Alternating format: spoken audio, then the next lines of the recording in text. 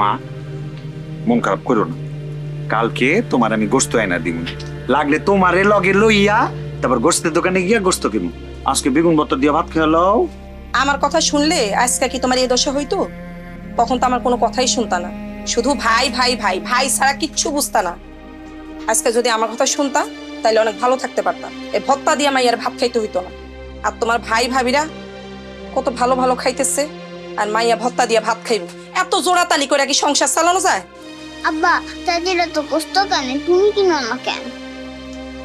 আমি কিনবো রে মা, কালকে কিনবো।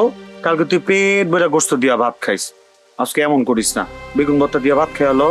আমি গোস্ত ছাড়া খাম না, দরকার হলে কালকে খাবো। গোস্ত ছাড়া ভাত খাম।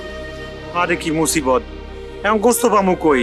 দোকানও তো বন্ধ। কইলাম তো কালকে খাইস, আর কালকে পর্যন্ত না খেয়ে থাকলে তো শরীরটা খারাপ করবো না? তো মেলা সময়। আমি গোস্ত ছাড়া খাবো না, খাবো না, খাবো না। মা, পড়ি